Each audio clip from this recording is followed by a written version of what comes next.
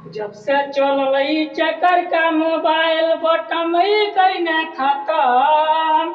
अब के लवंडी दारू नशाई करे बुढ़वे में बड़ा। जय हिंद जय भारत। हम आई बनी लहरी बाबू हैं। एल्बम के गाना लेके आई भी गाना हम गाई है, सबके दिल बहलाई। अब के लवंडी नशाई करे बुढ़वे में बड़ी दर्द। रोटी लिट्टिया चोखाई खा के हड्डी बड़ा में कम। अब के लवंडी दम नहीं बाटे बुढ़वा में बम। कैसे के कहीं हम गुजरिया हो, कैसे के कहीं हम गुजरिया हो। लहरिया के भूल गईलू,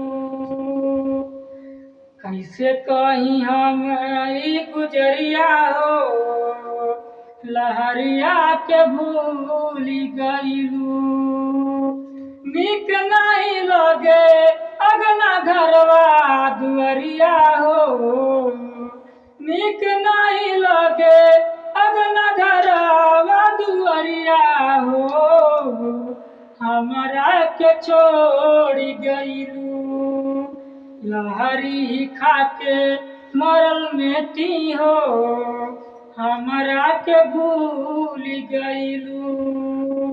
तोहरे प्यार में गोरी दिन राति सोचीला।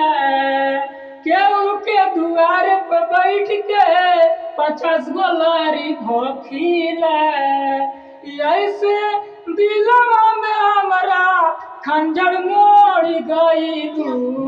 आए लहरी के गोरी तू छोड़ गईलू। काहे लहरी के गोरी तू छोड़ गईलू।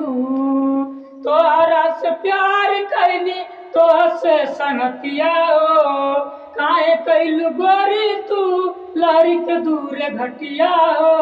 ऐसन तलवारी मार के मुँह मोड़ गईलू। ऐसे तलवार मार के मुँह मोड़ गईलू। काहे लहरी के पुष्पा तू छोड़ गईलू। काहे लहरी के पुष्पा तू छोड़ गईलू।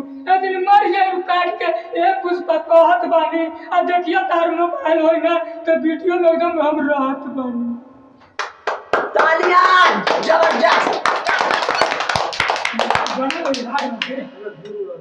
तो आप सबके बीच में इतना अच्छा सॉन्ग लेकर आए हैं लहरी बाबू। इनका गाना को आप लोग शेयर कीजिए। बहुत इंस्टा पे और फेसबुक पे बहुत लोग वायरल हो जा रहे हैं, मगर एक या गरीब परिवार हैं। इनका गाना को आप लोग को कितना ज़्यादा से ज़्यादा हो उतना शेयर कीजिए और आगे कीजिए। और इनको मैं सपोर्ट करूँगा, मैं आगे बढ़ाऊँगा, ऐसा नहीं सोचिएगा। इनको आप लोग सपोर्ट करेंगे, आप आगे बढ़ाएंगे तब यह आगे बढ़ेंगे, मेरे चलते नहीं। इनका गाना आप लोग को अच्छा लगा हो, अच्छा लगता हो तो आप लोग शेयर कीजिए और इनका गाना सुनिए। आप लोग कितना दुलार प्यार देंगे उतना इनको हम वीडियो बनाएंगे और आप सभी को दिखलाएंगे। तो नमस्कार, फिर मिलते हैं अगले वीडियो में।